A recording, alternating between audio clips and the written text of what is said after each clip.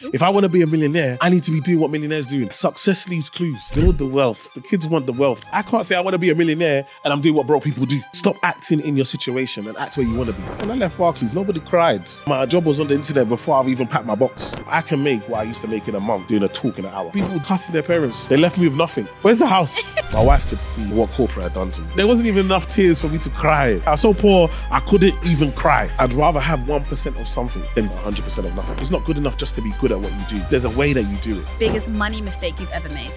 Dating. If you do not love yourself, the money will not last. When you love yourself and know your true worth, then you can build wealth. I hope you guys are excited to get into this episode. Don't forget, if you would like to purchase an investment property in Dubai, make sure to fill out the form below and book a free consultation with me. Welcome to the Building Wealth with No Borders podcast with me, Lamide Elizabeth, where I'll be bringing you guests from around the world to share their strategies on building wealth.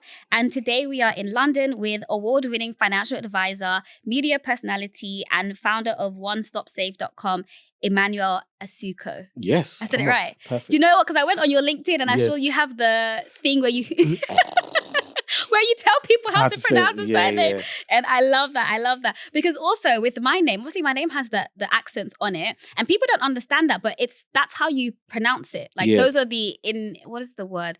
Is it intonations? Ask me. Of the Yoruba language. So that is basically how you pronounce the name. Because people will say like Lamide and stuff like that. No, it's Lamide. So that's what the E accent does. But anyways, can you introduce yourselves for some people who may not know who you are? Great question. So basically, I would say, who am I? I'm Emmanuel Asuquo. I'm a financial advisor, TV personality here in the UK. I teach people about finance and money and building wealth. I've been a financial advisor for well over 15 years now. I guess I started off in the banks in Barclays. I became the youngest financial advisor in Barclays in the country at age 22. Worked throughout the banks. I've worked for NatWest, HSBC, a lot of the banks, but then I left the banks and went independent because I just felt like the banks focus on high net worth individuals. And I come from a council estate, very humble beginnings, and I wanted to help normal people, the everyday person, be able to build wealth. They laughed at me.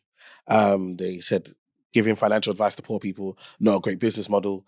And now I'm all of their claim to fame. So we love life. Like, I always tell people, like, it's your vision. We all have sight, but we don't all have vision. And like, it's your vision. So when you see something for yourself, if you believe in it, you can achieve it and go and get it done. So here we are. That's the perfect place to start, because I actually wanted to ask you, how did you get yourself to the place where you felt comfortable to leave traditional employment, especially as a parent? Was you a parent when you left? No. Yes, I was. I was married with, had kids. Yeah, had kids. Yeah, so I think that will be interesting because obviously I'm young. I have no liabilities, basically. So it's very easy for me to quit my job. I'm not thinking about anything else. But other people, as soon as they start to plant roots, get a mortgage, have kids, get married, they feel like they're stuck now because I've got all of these liabilities. I can't leave my job. So how did you get yourself to the place where you felt comfortable to leave? Yeah, I always tell people this. Your gift in the wrong environment will feel like a curse, but your gift in the right environment will feel like a blessing. And so for me, my gift in corporate felt like a curse. My gift in education felt like a curse. Like, I'm a person that I'm a people's person. I'm a person that makes people smile, make people laugh. I love to have conversations with people. I love to help people, look at how I can help them change their situation. I love to motivate people and inspire people, empower people. When I did it in school, I used to get kicked out of the class for being loud and boisterous and noisy. When I was in corporate, they want me to kind of toe a certain line and act in a certain way and walk in a certain way and so forth. And so for me, I had to leave in order to show them, for me to be me.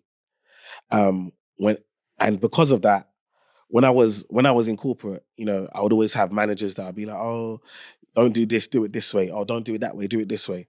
And so for me, I had to go and do it my way to show them that now, actually, his way works. And so I left the banks. I always tell people, when I left Barclays, nobody cried.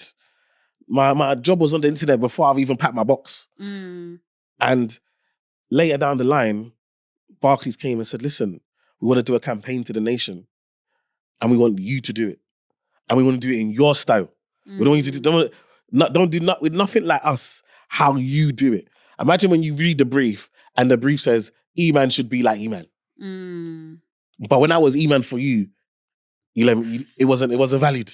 Do you understand? So for me, I had to leave. It was, I couldn't be my true self because sometimes the way you think and the way you are is more advanced, especially in something like finance that has traditions hundreds of years old. And you're trying to come in and say, oh, no, I don't want to I want to do it like this. I want to do it like that. It feels too new. What things are you talking about? Like, is it the way you presented yourself? The way I presented myself, the way I dressed. How did you used to dress? So I used to like not want to wear a tie. I didn't want to wear a suit. I used to like Uniqlo. So I used to wear cardigans. Okay. These man, what are you doing in the cardigan? These man, like I used to try and just at the time just bring my own swagger, my own style. Obviously I talk in a different way to how they normally talk and the way I present. And obviously I like to lead with humor. They're very serious. Okay. Money's very serious. Finance is very serious. So I used to try and lead more humorous. I used to break it down, make it more simple. I used to lead with personality. And so these are all things that are alien to them. Do you know what I mean? Yeah. They lead with facts and figures. And this is what the market has done over the last these many years. And this is how a portfolio is built. I'm leaving all that. I'm talking to more about what's your goals? What are you trying to achieve? What are the things that you want out of life? Yeah. And so that type of approach, when I first started to do it, wasn't really accepted. Yeah. But now, but once I started to put on social media, my goodness, when they started to see the reactions and started to see the comments and started to see the videos getting numbers, then they were like, oh, no, we need a piece of that. And so they realized that banking's changing. And so they had to change. But okay, financially, how did you get yourself to a position where you felt like I could leave? Good question. I think number one is my faith in God, right? So God will provide. Like I'm just such a believer in the fact that God will provide. Like He will make a way. As long as I'm doing the work, the money will come. So that's number one. So I leave a lot in faith and believe in God. But then also it's about having systems in place. So how can your work afford to pay you? What they've got contracts, they've got stuff in place that they know that every month X amount is coming in, so they can afford to pay X, Y, Z. So I just did the same. I just made sure that I had contracts, I had clients, I had people that I'm working with every single month, and made sure I built a long enough buffer that I had money coming in long enough that, do you know what I mean? Your work doesn't know exactly what's going to pay them in 12 months' time, but they're confident if they carry on doing what they're doing as a business, the money will come in. And it's the same thing. So would you say then, like practically speaking, you had maybe a certain savings goal that you wanted to meet, but then you also already started doing your stuff outside of work, that you had contracts in place, and then that made you feel comfortable enough to Exactly. So I had a job. So again, I took a job contracting. So I had a job for the Ombudsman. So I worked for the Ombudsman as a pensions investigator. Again, just using my pensions investigator. What are you investigating? So basically, like when people have complaints with their pension provider, so then if you can't resolve the complaint, you send it to the Ombudsman. Okay. So I used to do pension investigating, contracting. Okay. We had an office in Canary Wharf. I then rented an office in Canary Wharf. So after I'd finished my work, my 9 to 5, well, them times it used to be 8 till 4.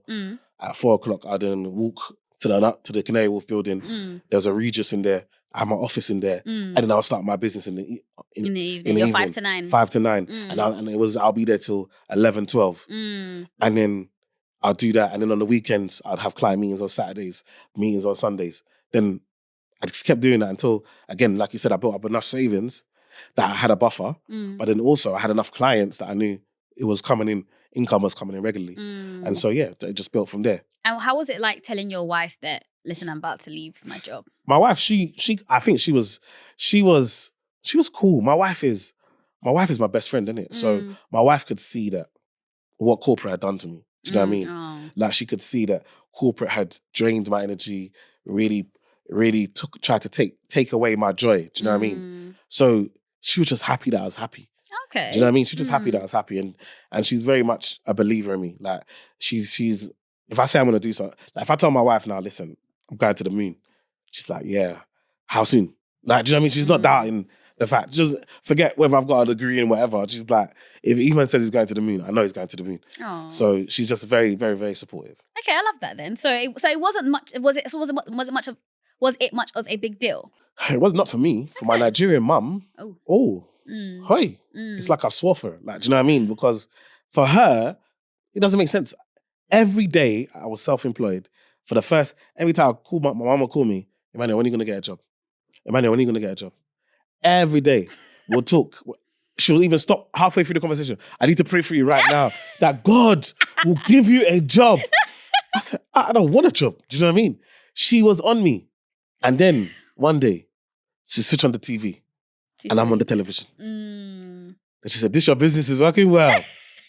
And she never asked me after that ever again, because all the aunties and uncles was WhatsApping her. Do you see Eman? Eman is on the TV. Oh my goodness, you must be so proud. And she never one day ever again had she ever asked me, when am I getting a job? So sometimes it's like, the people around you, they'll have good for you, but they can always tell people, like, we can't blame our parents. They can only teach you what they were taught, right? Yeah. And they understood, go to work, get a job, pay your pension, and then retire. That's what they understood. So that's what they can give you. But that doesn't mean that is all that's out there.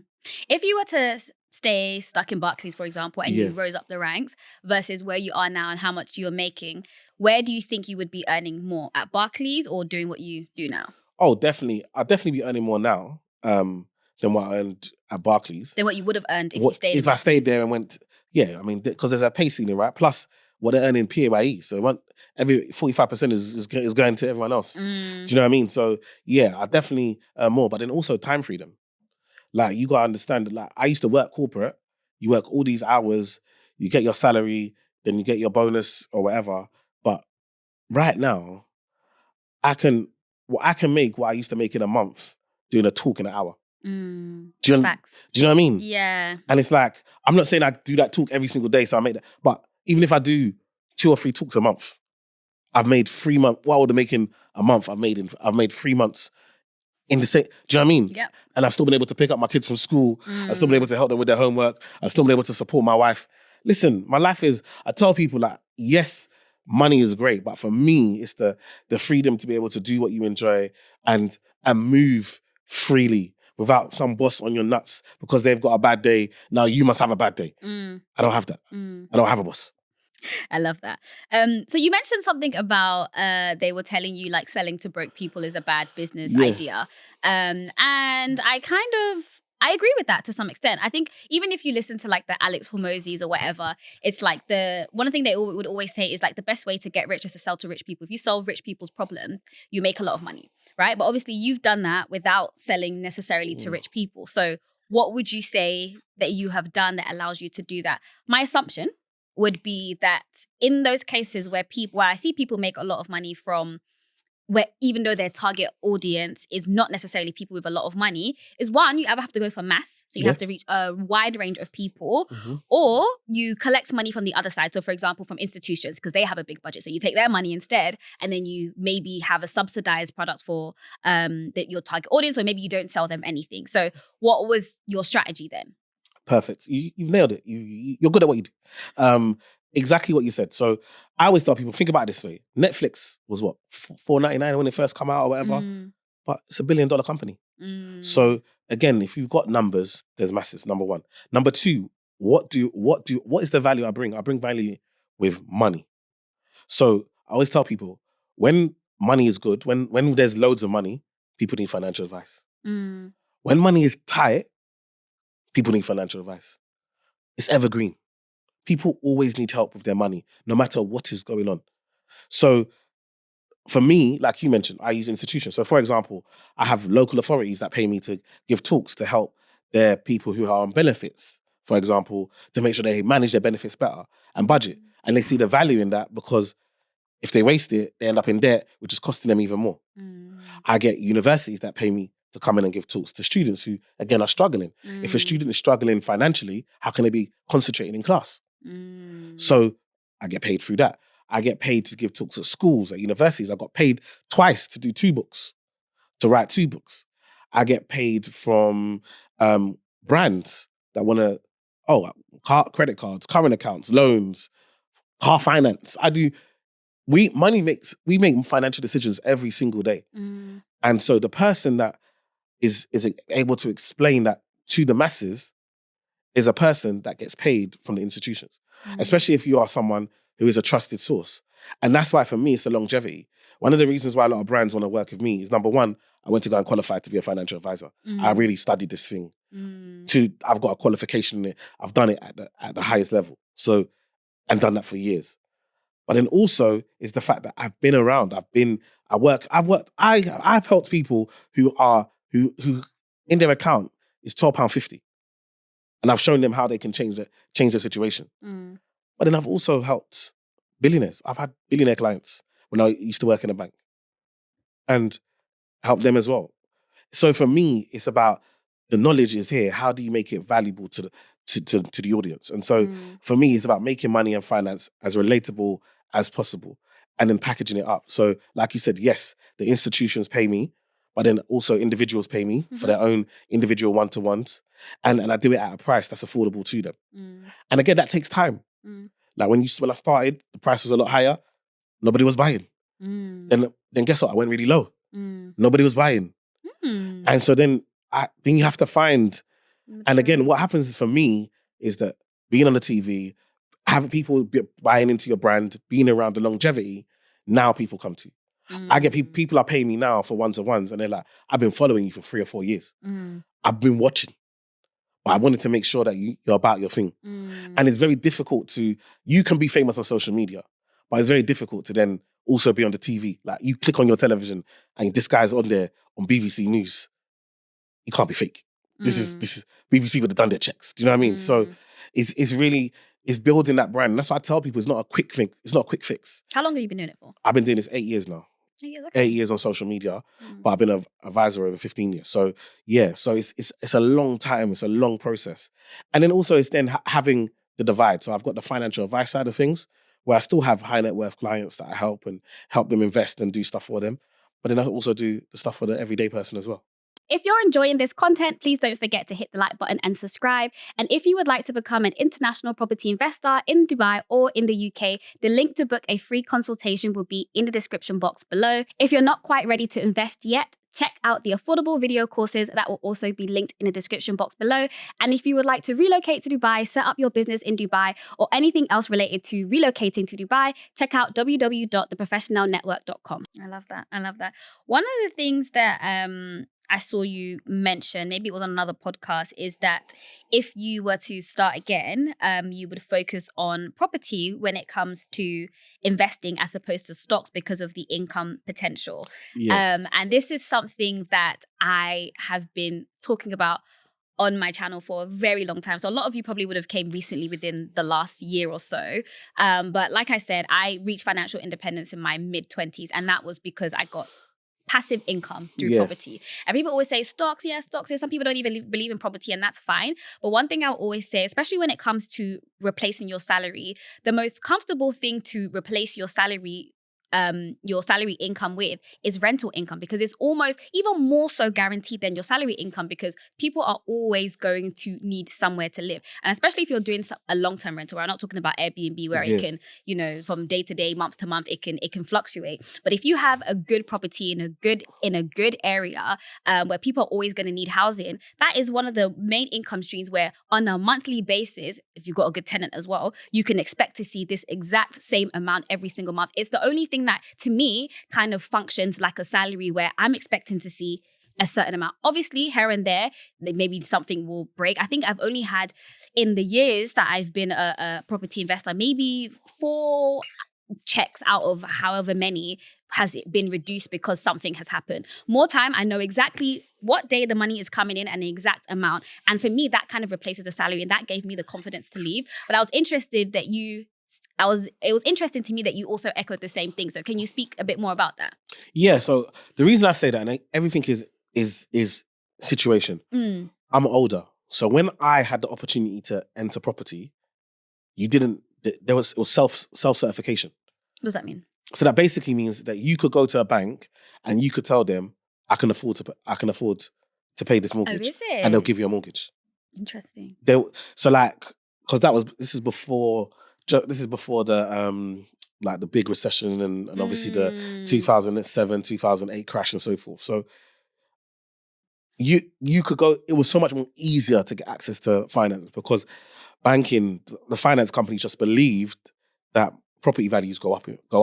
They just go up. And so because of that, you could, like, so taxi drivers, for example, they used to just say, yeah, I'm earning X. And nobody would check. They'd just say, okay, no problem. And as long as they pay their mortgage, it's fine. And they were fine because they're like, even if they fail to pay their mortgage, just take the house and the house will pay off the mortgage because house prices go up. Yeah. Obviously, after the banking crisis and the crash and everything like that, then they said, oh, okay. And it became really strict and it's become more and more strict as time has gone on. But I just feel like with if I would have really, I could have, at that time, I could have jumped in and got 2 or 3 properties at that time with not even that much deposit needed. And without needing the multiples. And I feel like where those properties have gone in value from then to now, you're just set. And I see it with, obviously, I do the podcast with Tayo. I see it with him. One of the reasons he has the freedom that he has is because of the property income. Now, stocks are great. And obviously, we've got a stocks portfolio. And obviously, I could draw out money from my stocks portfolio. And yes, I could try and draw out the income, but it will just have such an impact on where I want it to be in the future that you tend not to want to draw it out. Yeah. Whereas property, because you've got that natural income, and the income doesn't correlate in regards, it doesn't affect the value. Exactly. Do you understand? So if I take out 10% out of my stock portfolio, I have to sell shares.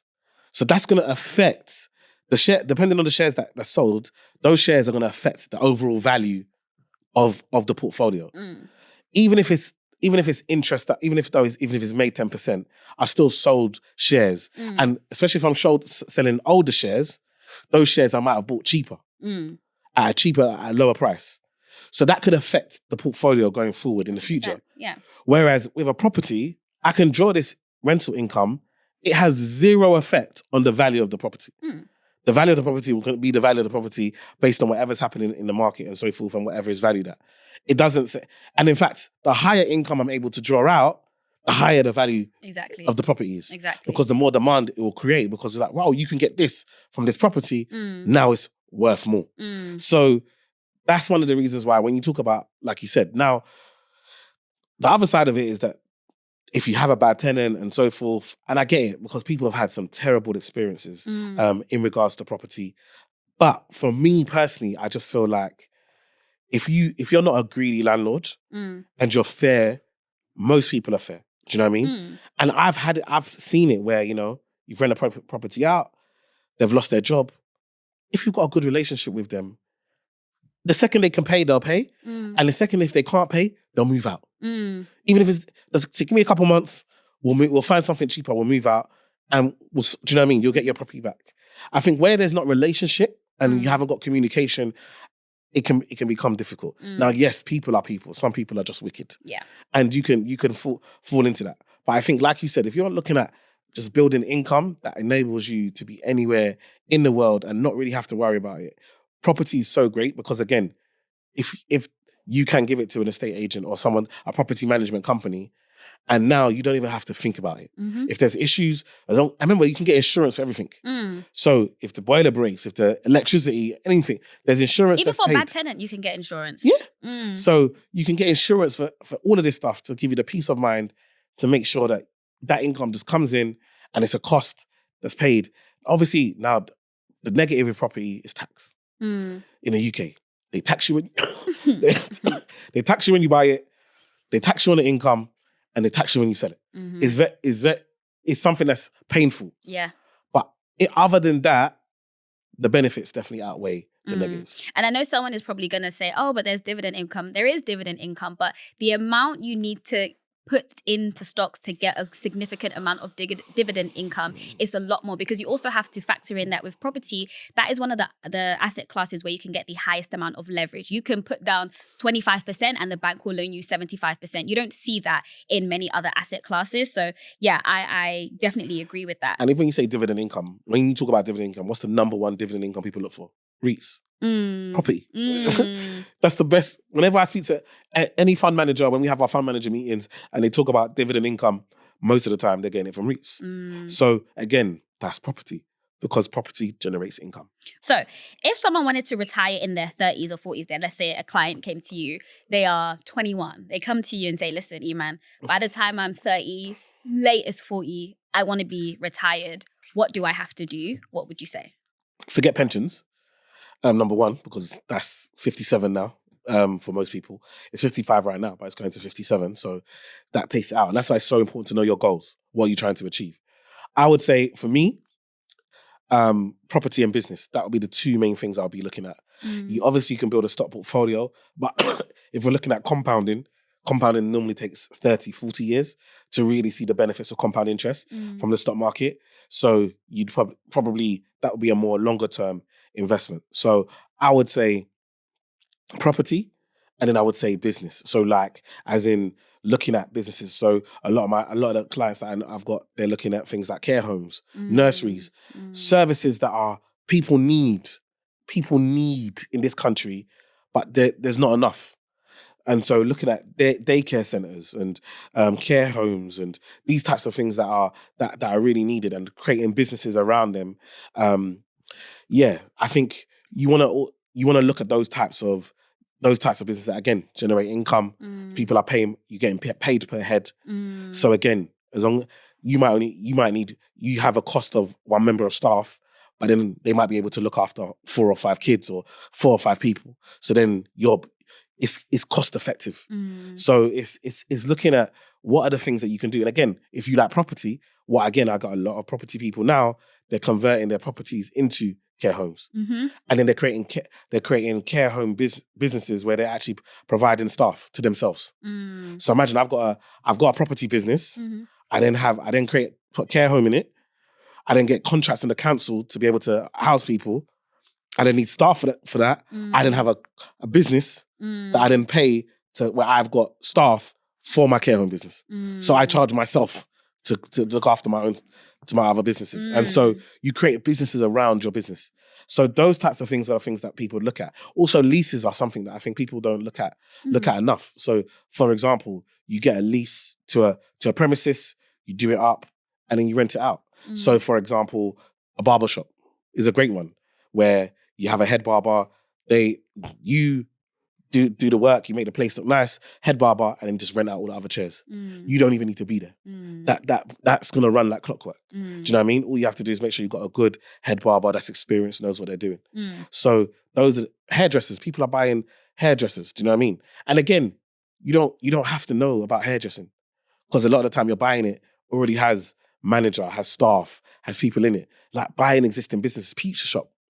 Like there's so many different businesses. I think if you say you want to retire at 35, 40, business is such a great way to buy something, invest in something, build it, and then it can generate an income that can pay you without you having to be there. And then what are the things that they should be avoiding? What are the listen, don't even think about doing this. Maybe it's a lifestyle thing. Maybe it's an investment thing. What should they be avoiding? I think the big thing is if you are someone that wants to retire early, you have to have a low standard of living. Like a low cost of living. Your standard of living can be whatever, but your cost of living needs to be low. Because if we're trying to replace an income and you're giving us a short period of time to do it, the number needs to be low. So you can't say, I want to retire at 40 and I want to retire £10,000 a month. The time it takes to build a business that generates £10,000 a month, after paying staff, after paying everyone, all of that, after tax, is a lot. So you're not giving yourself enough time. But if you're saying, I need £2,000, £3,000 a month, you can do that. You can create something that can generate that level of income for you in 20 years. Yeah. Okay. I like that. Okay. Let's talk about kids for one, because you've got kids. I've got loads.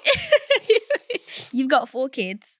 Father of nations. Yes. In this day and age, having 4 kids is like, wow. But when I'm thinking about me, my friends and myself, our parents, everyone has 3 or 4 siblings. It's normal. Yeah, it's normal. But in today's day and age, it's 4 kids, what? So how does someone, and I don't often speak to my guests about kids because obviously it's not something that's related to me, but how does someone with kids go about managing the current cost of living crisis in the UK?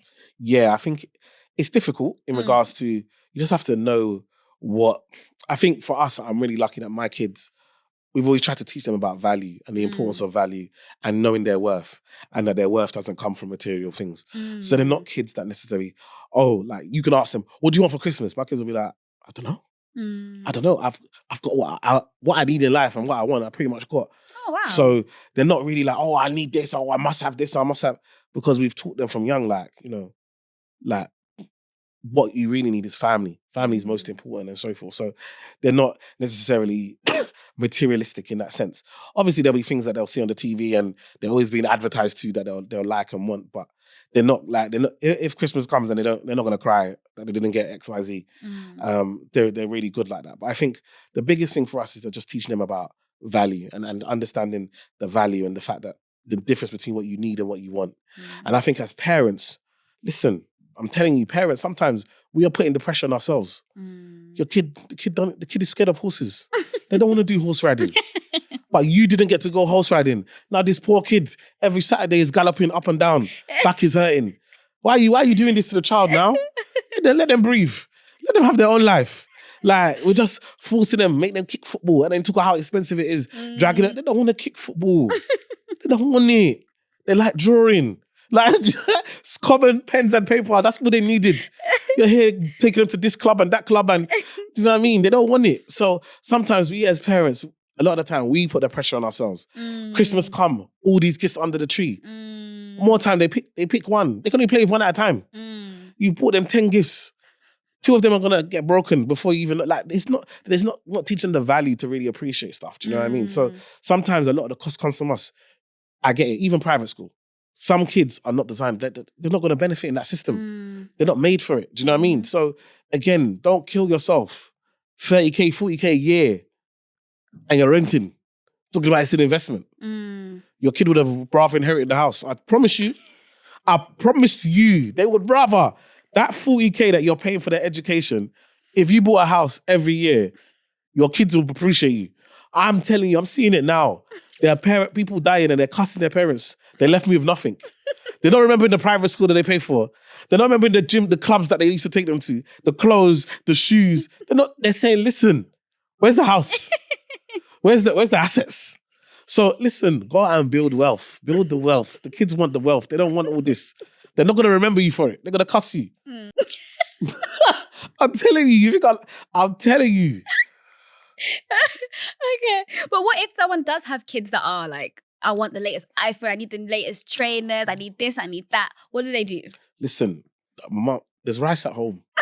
There's rice at home. I remember when I was a kid, I used to walk past, there was a McDonald's right by my school. We used to walk past this McDonald's. I always be like, Mama, can we go? She said, you want McDonald's? I'll make you McDonald's at home. She just got burger. She put bread, not toast. She didn't even warm it. Just bread, ketchup, cheese. That's burger. That's McDonald's. Like, I didn't die. I lived. Do you understand? I still survived. Like, sometimes you got to understand, we can tell our kids no. It's okay. Like, do you understand? Sometimes we're so scared to say no to our children. They'll cry. I have cried so many times in my life. My mum, it wouldn't even blink. She wouldn't even blink. Cry. She'll tell you, cry. I always say it's good to cry. It's good to cry. Let it out. I've been crying. Do you know what village I came from? Do you think there was McDonald's? Where I come from? Where I come from, there wasn't even enough tears for me to cry. Oh, I couldn't even afford to cry. I was so poor, I couldn't even cry. That's where our parents are coming from. And they're okay. So why? Listen, I was even my niece, she was like, oh yeah, uncle, I broke my phone and I told my mum, yeah, she needs to get me iPhone 16. I said, shut your lips. Told her mum was, I said, listen, if you buy that phone, I will take that phone. It's impossible. It's impossible. What are you doing? Come and go get a job. You don't want to get a job. You want to walk around with iPhone 16. It's impossible. What are we trying to do here? And so it's so important to teach them the value of no. I was talking to my son the other day, and he was saying, my elder son, I gave him something and I didn't give it to the other kids. And my son said, that's not fair. These times, my elder son sacrifices so much for his juniors. He does so much. So whenever I get a chance, I'll just give him something. And my son said, it's not fair. I said to him, does everyone get paid the same? Is everybody the same height? Does everyone drive the same car? Does everyone live in the same house? Who told you that life is equal? Who told you? It's a lie. Life is not fair. We've got to teach them from early because they're going to go into the workplace and they're going to be doing the job and they're going to be getting told they're praised and how great they are. And then Billy, whose dad has a friend who owns the company, is going to get promotion over them. And they're going to say it's not fair. And then they're going to what? They're going to cry in the workplace. No, we're going to teach them at home. Life is not fair. From now, you're going to learn life is not fair. It's not equal. It doesn't work like that. So it's really important to instill these skills in our kids to get them ready for outside. That's our job as parents, is to get our kids ready for the real world, as opposed to making this fake existence bubble. Yeah. And then all of a sudden they're 18, 19, bigger than us. And we can't say nothing. My son is 14. The guy is almost as tall as me. So by the time he's 16, he's going to be coughing on me. So what am I going to do? I need to already have instilled everything in him before that.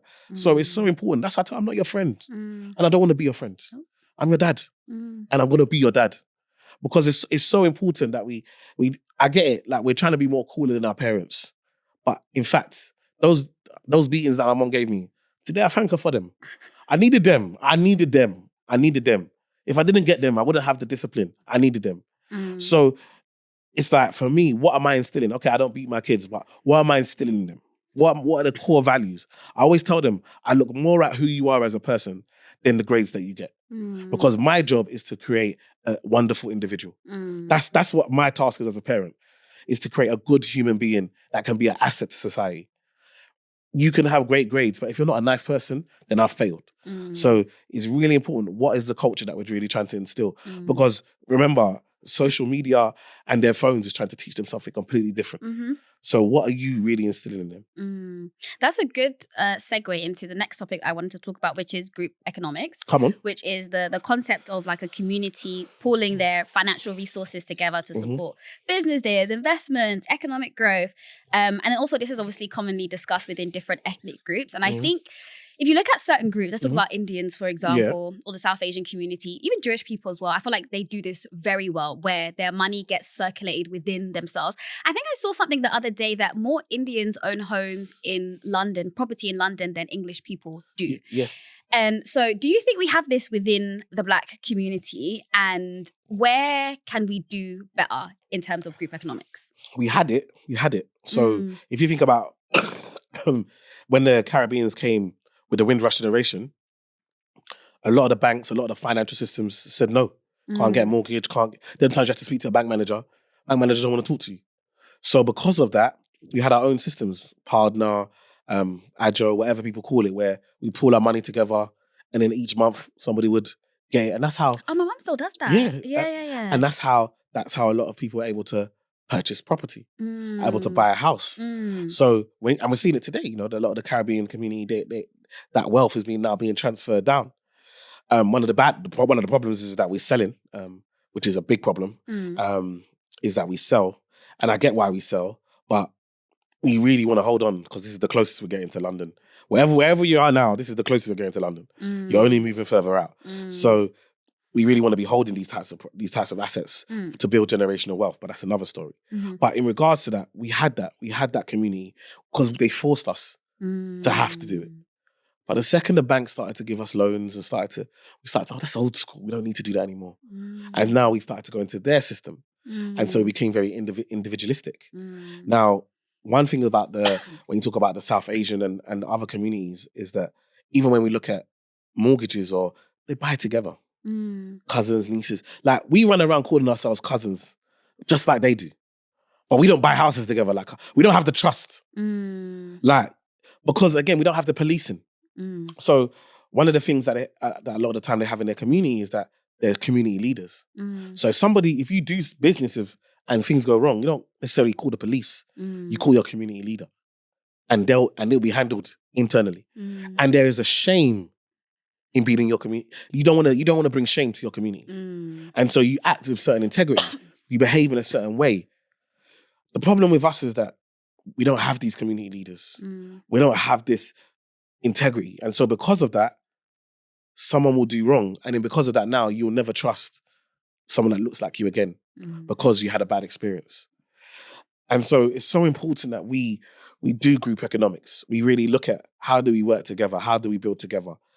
If you're starting a business, can you bring people in? Like, can you have a great idea and bring people in and promote it? And what are the different skills that you can bring in? You know, if we're looking at property, can you buy together? If you can't buy on your own, can you buy together? Because at the end of the day, the bank wants to say yes. The bank wants to lend this money out, but they need to feel secure. And sometimes we have to give them so much that they even if they want to say no, they can't. Like, if you've got 3 incomes on an application, it's very difficult to say, well, even if one of you loses your job, there's still 2 other people. We're very confident you're going to be able to make these monthly payments. But are we ready to wait? Because a lot of the time what happens with that in that situation is 3 people they'll buy one, and then they'll live in that one, then they'll buy another, and they'll still stay, and then they'll buy another. 3 of them they'll all live in one house together. And so it means you can go quicker. And speed is so important. What people don't understand about speed is that if you think about it, especially when you're looking at property, house prices are going up. So that house is going to cost you more 2 years from now. The deposit you're going to need is more. The loan you're going to need is bigger. So if you can buy it now, today, but only have 33%, that's better than waiting 5 years or 6 years and buying it and having 100%. So they're able to buy quicker, faster. The deposits seem huge. Oh, £40,000 or £50,000. But when you divide it by 3, it's now more affordable. So everything becomes easier, it becomes quicker. They're ready to wait. But we are in a position where a lot of the time we want 100% of nothing. I don't want to own. I don't want to share. I want it to be all mine. And so because of that, we end up having 100% of nothing. And so sometimes I'd rather us have 25% of something and build and have equity. And again, we saw it with the Crepes and Conan. These men only own a small. They have ownership. Some of us own nothing, and we're cussing man that have. Do you know what I mean? It's just it's that the mindset is lost. So it's so important for us. I'd rather have 1% of something and have ownership in it and have a say and be able to be able to benefit from my work than just get paid. Too often we are so focused on just getting paid. Okay, yeah, I know my worth. I want to get paid, so I'll take £3,000. I always hear about the story of the guy that Bill Gates, who did work for Bill Gates, and Bill Gates offered him shares in Microsoft, and he said, I don't want the shares. I really need that money. And if he would have got those shares, he'd be a multi, if not billionaire now.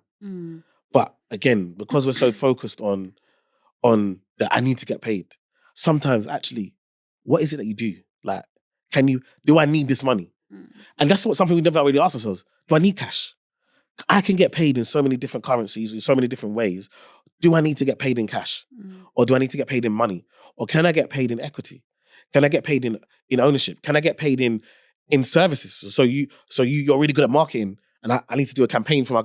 Can we barter that? Actually, what can we leverage? And that's why, and that all comes back to value. Have you added enough value to yourself that you can be valuable to somebody else? And if you can do, now that's how we can. Because sometimes when I say group economics, people think, I have to put our money together. No, we can put our resources and our skills together. We can become superpower, so that we all work in different companies and do different things. But actually, when we come together, we can create our own company that has all this different experience that can really benefit us all. So you don't look at it just from a point of view of, I must put money in.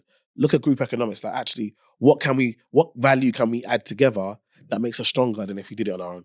How do you then strike the balance between I want to support within my community versus I just want whoever is best for the job, or I just want who can get the job done, for example? It's very difficult. It is so difficult. I'll be honest, for me, I would as much as I can, always try to support my community, because I know that's what other people are doing. And I feel like if I know that other people that have opportunities are looking for people that look like them, and people that look like us are not getting those opportunities, then if we have opportunities, it only makes sense that we look for people that are like us to help and support and give that opportunity. However, I mean, nepotism, I always look at TV and presenters, and you see like a lot of the time, a lot of these presenters, it's their children. Their dad or their mum was a presenter, and now all of a sudden they're presenting shows on primetime television. They haven't had to go through the hustle and bustle of starting from the ground up and building up.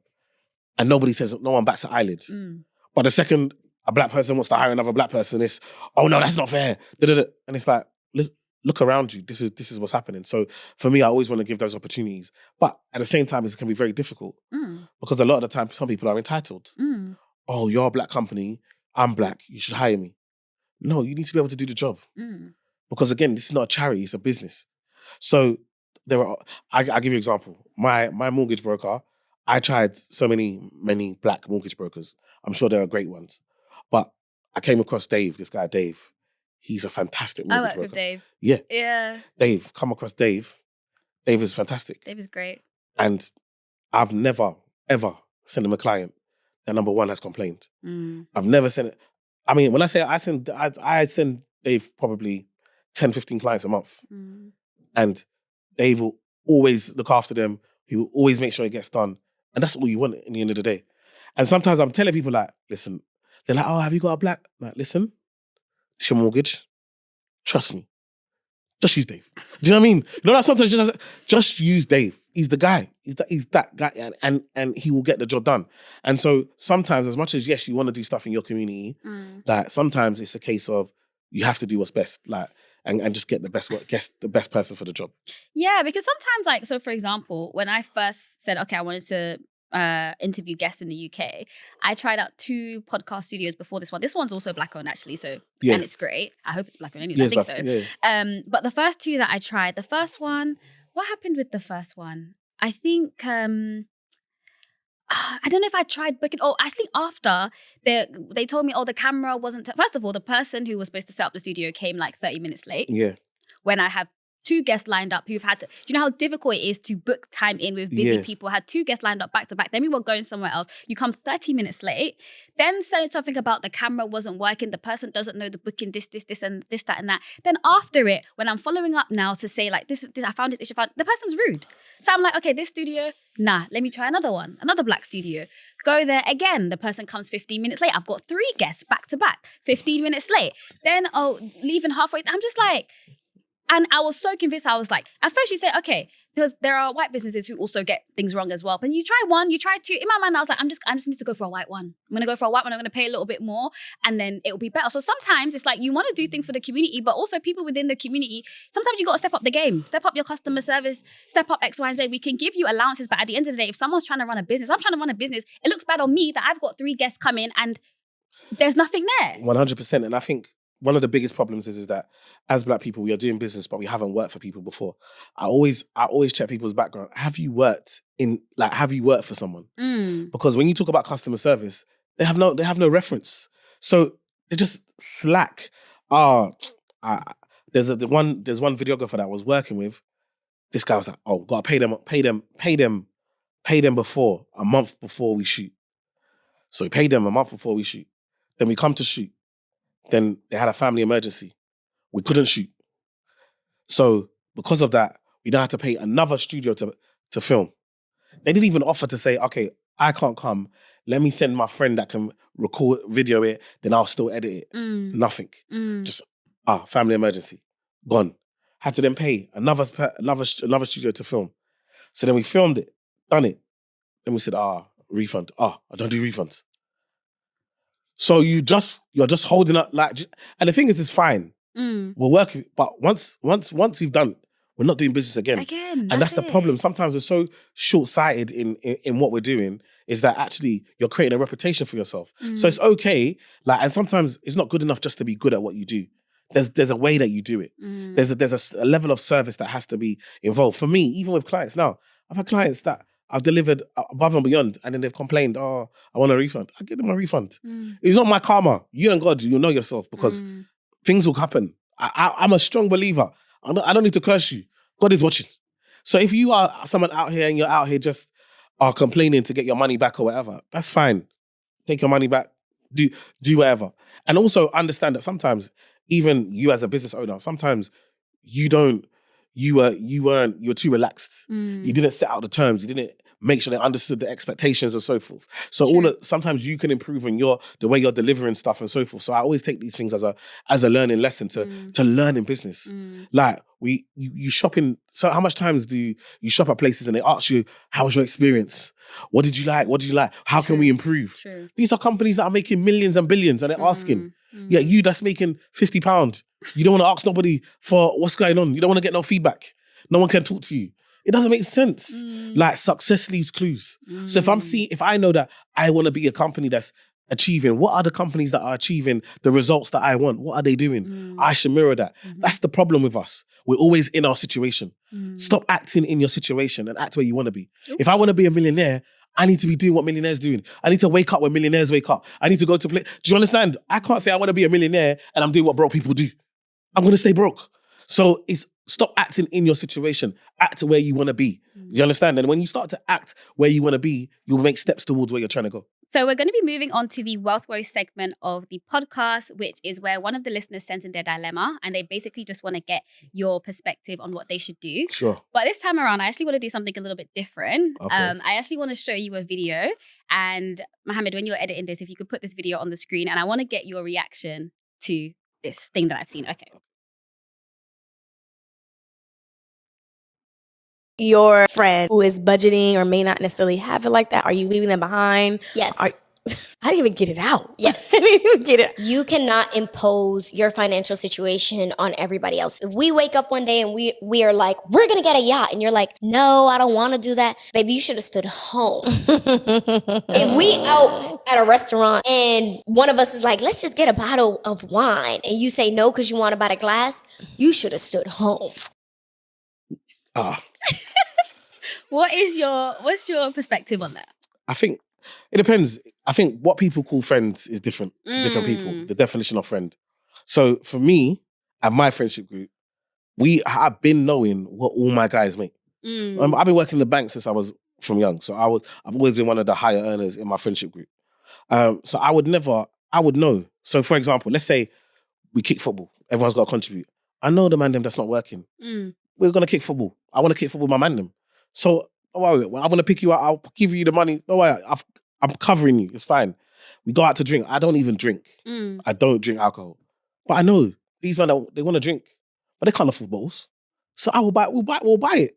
Like friendship. Friendship for me, is about the experience. And so I don't feel like we can be friends if you have to hide your situation. If we are friends and we are truly friends, you should be able to tell me, you know what, listen, my pocket dry.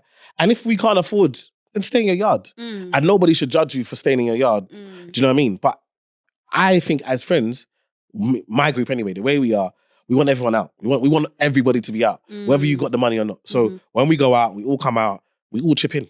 We know who's got dough, who ain't got dough. You ain't got a fake here. So for me, that's friendship.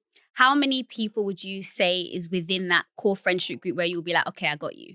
Probably about 15. Huh? How many? 15 or 50? 15. Okay. About 15. Okay, yeah, 15 people where you like, you got them. Yeah, all the time. And that's my core, but then I got my youngers. So with my young people, like, that's what's the point of being older if you can't support them and help them and, you know, give them game and support them. Sometimes that's sacrifice. Do you know what I mean? I think sometimes we want to take titles without the responsibilities of the titles that we carry. Do you know what I mean? So for me, I know the respect my young ones have for me. And I know if they call me, email, I need this or I need help with this, that's why I'm there. That's why I'm there older.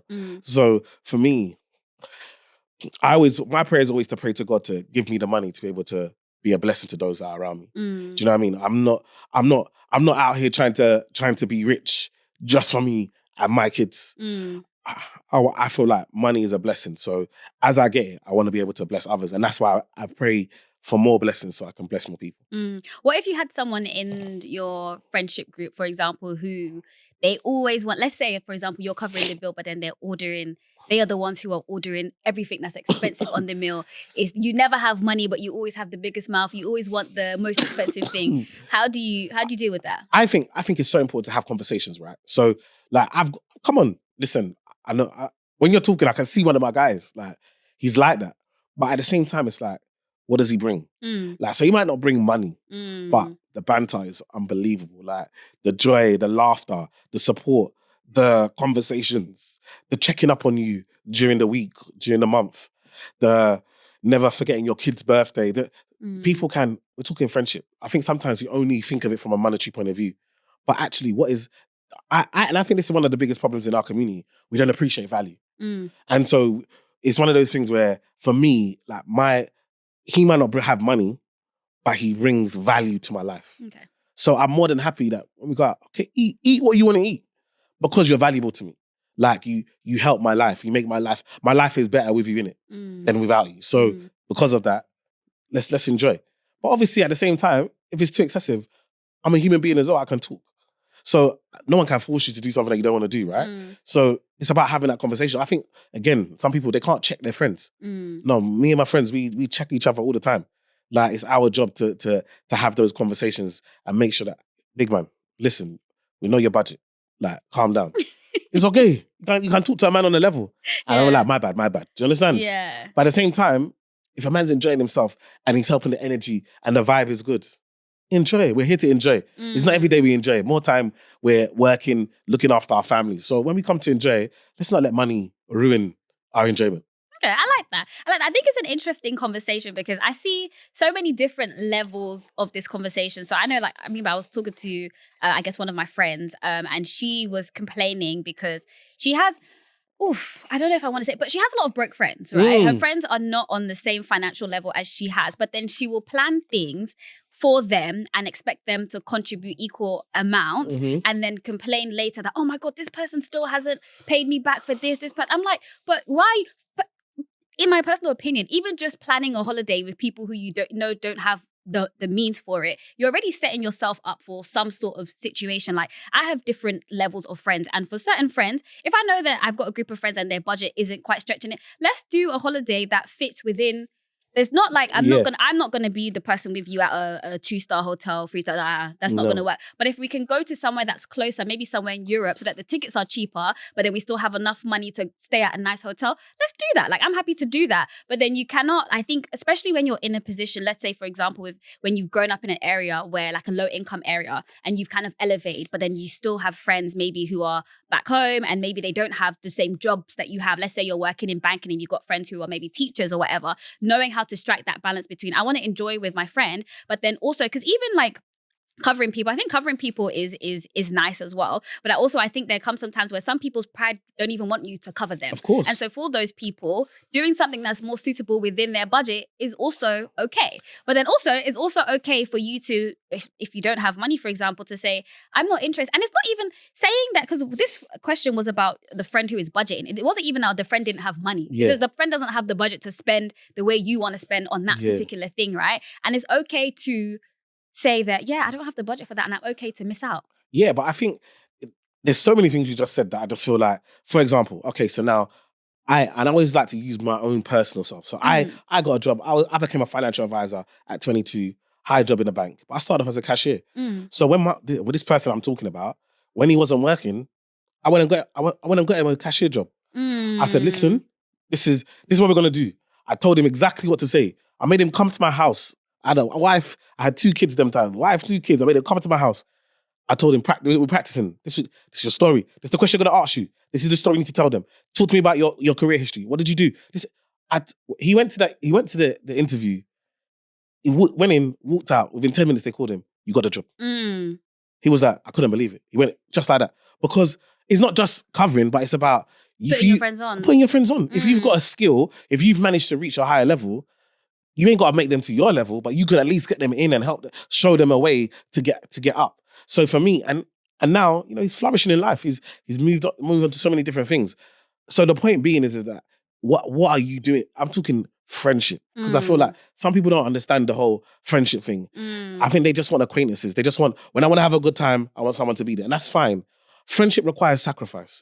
Friendship requires, like, there are times where you're going to be frustrated with your friends, but your true friends, you've got to make it make sense. Like, for example, like me and my cousin, we like to go nice places.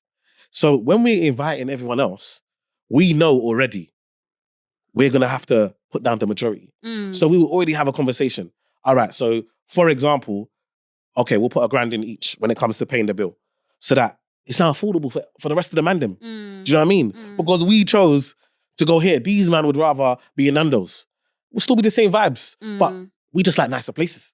Because we're not out that much. So if we're going to go out, we want to go out somewhere nice, somewhere somewhere in Mayfair, somewhere, do you know what I mean? Somewhere where we're, but because of that, we're going to contribute. I feel like so much, and the thing is for me is that I feel like money comes and money goes. So it's so important for me to see that the abundance of, how am I investing in the people around me?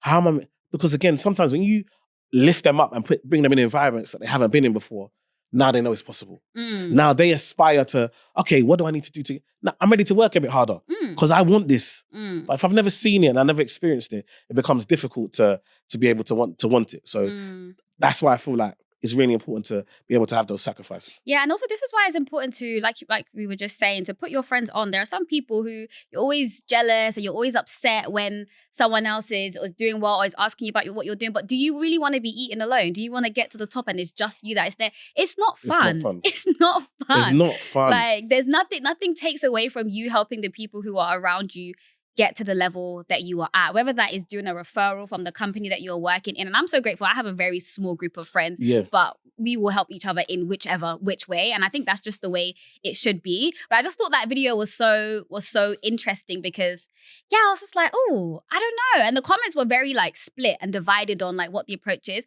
I don't know what if there would be a difference. And you guys should comment down below because I'm interested if there's a different approach in guys versus women as well. Because obviously these were women that were talking. So yeah, that's interesting. Okay, so next dilemma. This person says, I have lived in 3 different continents, but only one pays well for my career. But unfortunately, it's the one I don't want to stay in. I like what I do, but would have to make 25% of that salary if I move to another country. Is it best to invest where I am because I can have a high income, or invest in where I want to be? Okay, so for me, I feel like, and this is something I talk to my people about all the time, is like here in the UK, for example, it's a very strong currency in most other countries.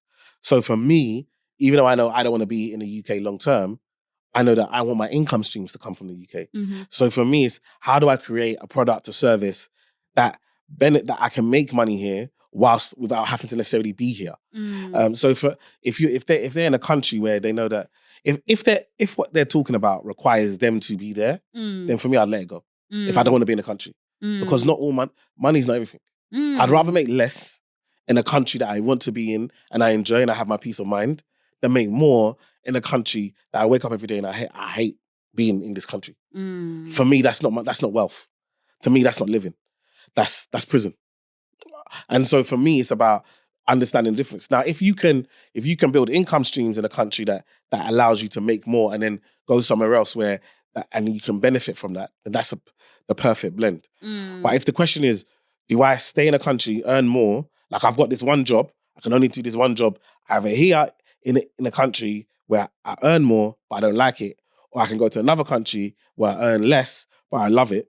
I'm going to earn less where I love it. Because you'll probably find you actually don't need as much as you think. Like, and again, also cost of living. It depends what country you're in. The cost of living is different in different places. Do you know what I mean? So where you might be going, the cost of living might be cheaper. So it might mean that it makes more sense. Yeah. My number one advice would be, if there is, because we can kind of, let's say, put countries to this, right? We could say that the country that she likes and she doesn't want to stay in, let's say it's America, for example, and maybe the country that she likes but she'll earn 25% less, maybe that's somewhere in Africa, let's say, for example, right? So you can kind of contextualize it. And my advice to you is to find ways for the country that you like that pays well, find ways that you can have income streams in those countries that will then pay for your lifestyle when you move abroad. Maybe even if you then still go and take a career that earns less, if you still have other maybe just a portfolio, properties, whatever, that is giving you income from that higher currency country that can help your lifestyle when your income reduces by 75%, then that's still better than moving somewhere. Because I don't know how I would feel, because I think that I could be affected if I moved to somewhere and I was only earning 25% of what I knew my earning potential is. I think that me personally, I feel like I would feel like, oh, but I know I could be earning more. So for me, it'd be important to either get myself into a position where I have a career that's not location dependent, or to set up income streams. You know, sometimes you just have to suck it up in the country that you don't like, set yourself up well, and then make the move. But yeah. But I think it depends also. So let me give you another example. So let's say you're in America, you're earning $10,000 a month, but you're in a place like New York where the cost of living is really high. But now you might move to a place like Ethiopia where you make $2,000. So now 80% difference. But $2,000 will go a long way. You can get cleaner, driver, cook. You'll struggle to be able to spend $2,000 a month and live your life. That's a good point. Do you know what it is? What's your long-term plan? Because if your long-term plan is to return back to the country that you don't like, but is where you want to think about that, right? Yeah. Because maybe then, because you got to think about savings and stuff like that. Because how much can you save in Ethiopia? Would you be able to save a substantial amount such that when you return, the amount is significant? So what's your long-term plan as well? If your long-term plan is to live in that other country, then and cost of living, I'm sure cost of living is also going to be 75% cheaper in this other place, right? Exactly. So think about what your long-term goal is, and that should also help you inform whether you should keep roots, some sort of portfolio, whatever, in the country that you're currently in that you don't like, or, kind of uproot everything and then move to this other place. Okay, great. Okay, so we're going to move on to the final section, which is the quick fire money questions. I'm going to ask you 3 questions and then you just give me your answer. Okay. So the first question is, what is the best investment you've ever made? I invested in some stocks. and the stocks were really low. And then they ballooned, and that was sweet. What industry? It was banking, finance. So obviously I worked in the bank. There was a financial crash. So we took a little advantage of some share prices. And it was sweet. Sweet recovery. It was sweet. Okay. What is the biggest money mistake you've ever made? Dating. Dating? Explain? I think being Nigerian, everyone knows Nigerian, when you're dating as a Nigerian it's just expensive. It's just expensive because you pay for everything. We're out here just, let me pay for this, let me pay for that. Dating was too expensive. Oh no. When I added that, I said, chai. Why were you adding it up in the first place? I'm a financial advisor. I had to look at my woes. I said, what have I done? Hey. So dating was that was mad. If I could go back, that was mad. That's why you got to find your missus early, because that thing adds up. Because just the pride in me won't let a woman pay. So you're just blowing money. Okay, and then finally, what is one piece of advice you'd give to someone who is trying to build wealth? I think the biggest thing I can say, the biggest piece of advice is love yourself. The biggest advice I give this to all my clients. I sit down with millionaires. I tell them, you gotta love yourself. The biggest thing you can do is love yourself. It doesn't matter how much money you make. If you do not love yourself, the money will not last. We have been taught and trained to find our value and our love in the things that we can purchase. Your value comes from how big your house is, the latest car that you're driving, the phone that you have, the networks that you're in, the restaurants that you can go to, whether you can go business class, first class. As long as if that's where your value comes from, money can never last. But when you love yourself and know your true worth, then you can build wealth because you're able to say, I don't actually need that. So I'd rather invest it. Like when me and Tyler talk, he's always like, you want to buy something? And I'll be like, well, you know what? That's 6% towards the deposit on another house. Do you know what I mean? And so when you understand wealth, and it's like, actually, I don't need it. But because I can use that to something better, I can use that for something better. So loving yourself is really important. I love that. That is such a great way to end. So if people want to hire you as a financial advisor, talk to you, learn more about what you do, join your community, where can they find you? Yeah, so it's Instagram or TikTok, the E-Man Effect UK, the E-Man Effect UK. Emmanuel Asuquo on LinkedIn. EmmanuelAsuquo.com is the website. You can put a contact form there. We've got, for financial advice, you can get in contact, give you a full review. So we'll look at your incomes, outgoings, your financial goals, your assets, your liabilities, and then build a plan to help you build wealth. And then also we've got the financial advice firm. So if you've then we normally start at 75K plus. That's either that could be in an ISA, that could be in pensions, that could be in savings accounts. then we can invest that for you as well. And then for people that want mentorship and support, because a lot of the time it's about confidence, having that financial confidence to start a business, having that financial confidence on how to save, where to budget, how to invest, be able to have someone to answer your questions. I've got my private community, people pay monthly and we give them support. It's called the Wealth Creation Academy. So you can get in contact and we can support you on your financial journey. Amazing. Thank you so much for coming. No, thank you for having me. Thank you.